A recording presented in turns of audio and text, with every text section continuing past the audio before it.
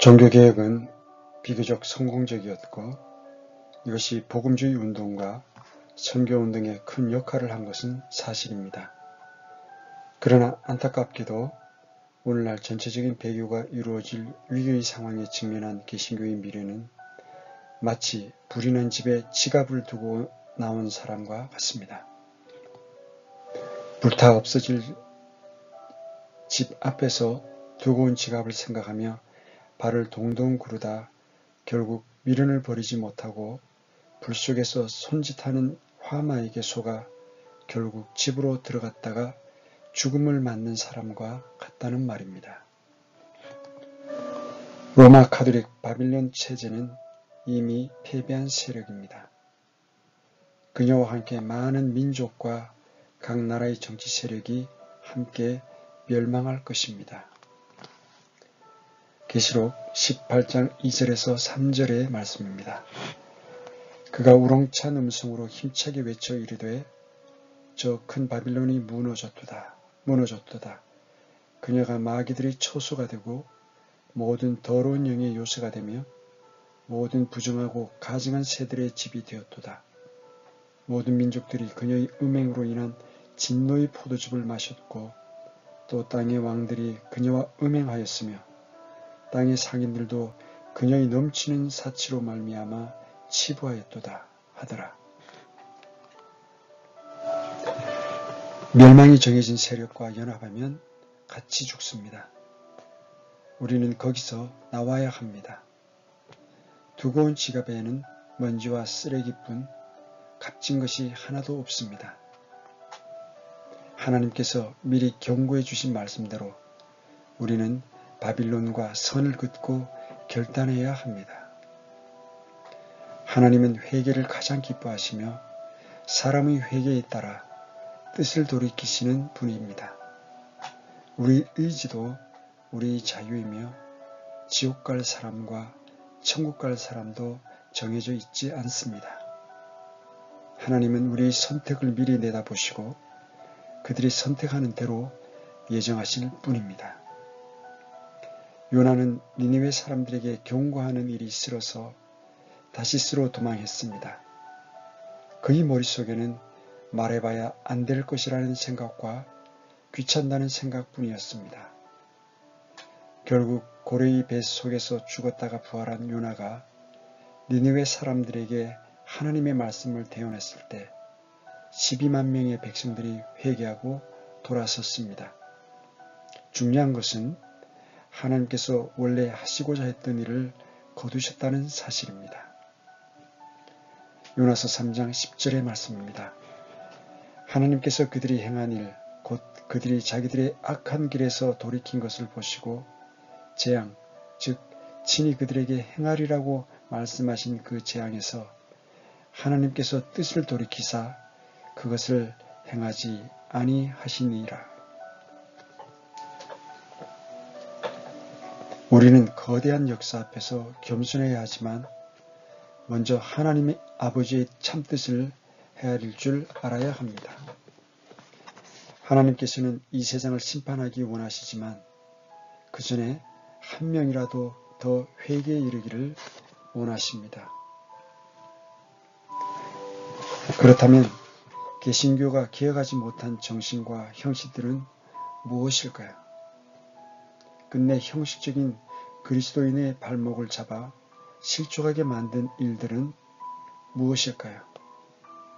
이 모든 것은 우리가 지금도 행하는 것들이라 매우 충격적일 수 있지만 부정할 수 없는 것들입니다. 이런 비성경적 사례들로 인해 소수의 무리들은 개혁에 반대했다가 개혁자들에게 폭행과 죽음과 재판을 받았습니다. 과연 이것들이 옳은 것인지 잘못된 것인지 판단해 보시기 바랍니다. 먼저 이 시간에 살펴볼 것은 유아 세례입니다.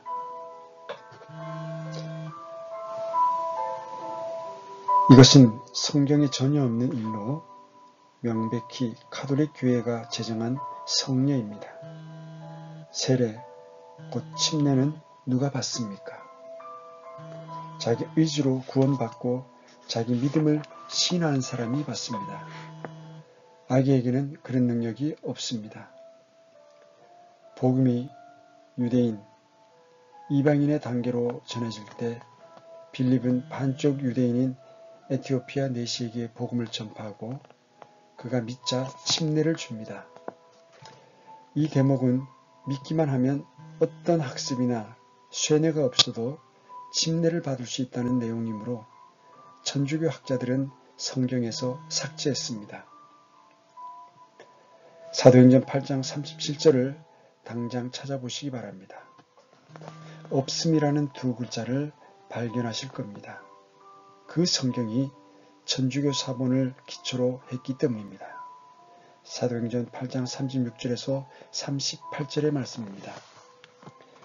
그들이 계속해서 길을 가다가 어떤 물의 이름에 내시가 이르되 보라 여기에 물이 있으니 무엇이 내가 침례받는 것을 방해하리요 하매 빌립이 이르되 만일 그대가 마음을 다하여 믿으면 받을 수 있느니라 하니 그가 응답하여 이르되 예수 그리스도께서 하나님의 아들이심을 내가 믿노라 하니라. 그가 명령하여 병거를 멈추게 한 뒤 빌립과 내시가 둘 다 물속으로 내려가니 그가 내시에게 침례를 주니라. 아기가 마음을 다하여 믿을 수가 있습니까? 믿는다고 답변할 수 있습니까? 그런데 왜 유아 세례를 줍니까? 부모에게 잘 기르도록 훈계하면 되는 것이 아닙니까? 또 한 가지, 침례가 천국을 보장합니까? 침례는 단지 믿음에 대한 확인이자 상징적 행위입니다. 믿지 않는 사람이 침례만 받는다고 구원에 이르는 것이 아님을 누구나 잘 알고 있습니다. 그런데도 자신은 모태신앙이라며 또 유아 세례를 받았다며 막연히 한 구석에 구원에 대한 유행심이나 잘못된 지식을 가지고 있는 사람들이 많습니다. 만일 단 한 명이라도 유아 세례를 받았으니 자신은 천국에 갈 줄 알고 있다가 지옥에 가는 사람이 생긴다면 그에게 유아 세례를 베푼 사람은 그 엄청난 책임을 감당할 수 있을까요? 불필요한 유아 세례 때문에 이런 비극이 일어납니다.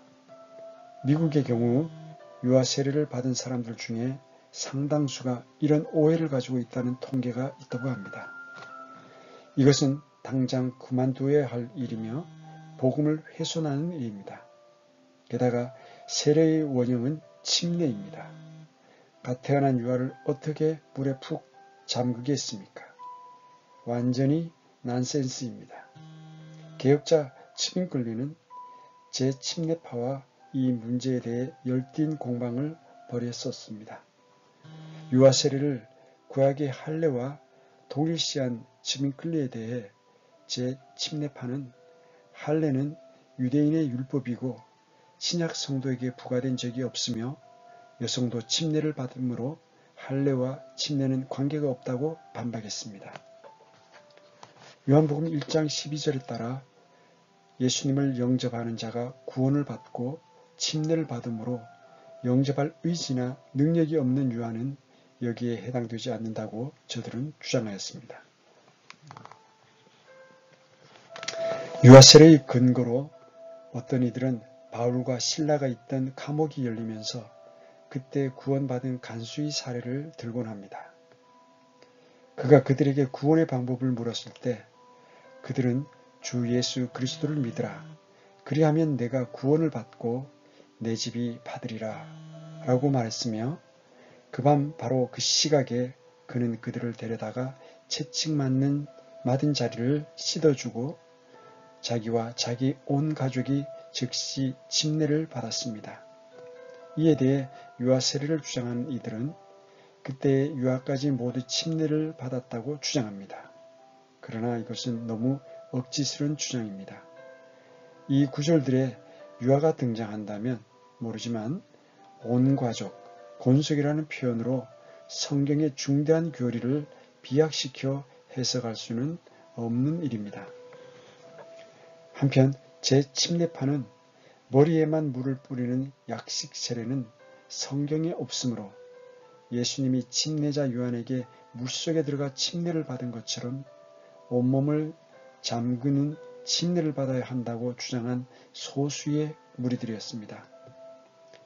비록 그들의 일부가 극단적인 주장을 펴기도 하였으나 그들의 대부분은 성경 신자들이었습니다.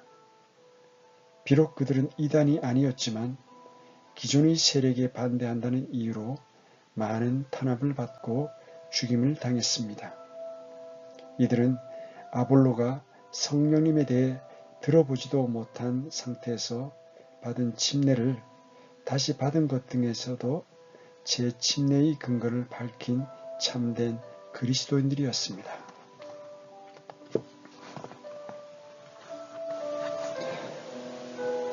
오늘은 우리가 종교개혁을 통해서 놓친 것들, 그 중에서 첫 번째 시간으로 유아 세례에 대해서 살펴보았습니다.